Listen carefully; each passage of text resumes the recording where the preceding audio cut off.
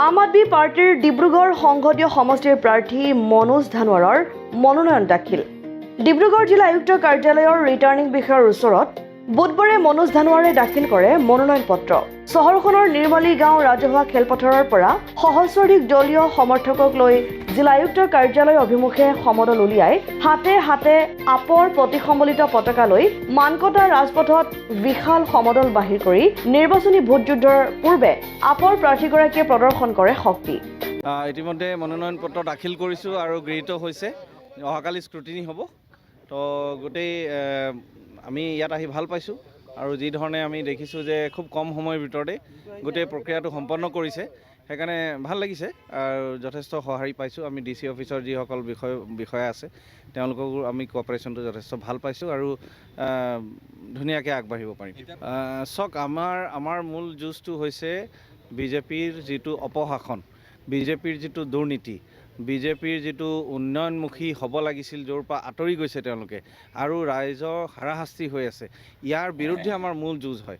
গতিকে গোটেই নিৰ্বাচনত আমি ইয়াৰ ওপৰতে ফ'কাছ কৰি ৰাইজৰ মাজত গৈ আছোঁ আৰু যামো। গতিকে নিশ্চিতভাৱে ৰাইজৰ সঁহাৰি পাম। দুইগুণীয়া হওক বা তিনিগুণীয়াই হওক, মুঠতে ৰাইজে আমাক লগ দিব, এই কথা প্ৰায় স্পষ্ট হৈ পৰিছে। মোক খুব ভাল লাগিছে আৰু আমাৰ কেন্দ্ৰীয় নেতৃত্ব অন্তৰৰ পৰা কৃতজ্ঞতা জ্ঞাপন কৰিছোঁ, ধন্যবাদ জ্ঞাপন কৰিছোঁ। কাৰণ কেন্দ্ৰীয় নেতৃত্বৰ সমৰ্থনৰ অবিহনে সেইটো কেতিয়াও সম্ভৱ নহ'লে হয়। অৰবিন্দ কেজৰিৱাল ডাঙৰীয়াই যিটো আমাক ৰাজনৈতিক নীতি আদৰ্শ শিকাইছে, যে কেনেকৈ আমি দুৰ্নীতিৰ বিৰুদ্ধে এটা গণতান্ত্ৰিক আন্দোলন গঢ়ি তুলিব পাৰোঁ, কেনেকৈ আমি উন্নয়নটো এটা ডাঙৰ ৰাজনৈতিক এজেণ্ডা হিচাপে ল'ব পাৰোঁ, এই কথাখিনি আমি তেখেতৰ পৰা শিকিছোঁ। তেখেত আজি জেলত আছে, কিন্তু তেখেতে যিটো প্ৰেৰণা জগালে, এই প্ৰেৰণাটোৰ ওপৰত আজি আমি ওলাই আহি আত্মবিশ্বাসেৰে আমি আগবাঢ়িছোঁ আৰু হাজাৰ হাজাৰ ৰাইজ আমাৰ লগত জড়িত হৈছে। গতিকে মই ভাবোঁ আগন্তুক দিনত এয়া এটা অসমৰ কাৰণে এটা শুভ লক্ষণ আৰু ইয়াতেই মই ভাবিছোঁ ৰাজনৈতিক পৰিৱৰ্তনটো ইয়াৰ পৰাই আৰম্ভ হ'ব। ভোট বিভাজন হ'ব নিশ্চিতভাৱে, কিন্তু বিজেপিৰ হ'ব। যিটো আমি ভাবি আছোঁ অপজিশ্যনৰ হ'ব, সেইটো নহয়। আমি দুই ভাই ককা, আমাৰ মাজত ধুনীয়া মিল আছে। বিজেপিৰ ভোট বিভাজন হৈ বিজেপি পৰাস্ত হ'ব, আপোনালোকে আগন্তুক 20-25 দিনৰ পিছত দেখাই পাব। আজি ৰাজেশ শৰ্মা ছাৰ আমাৰ মাজত উপস্থিত আছে।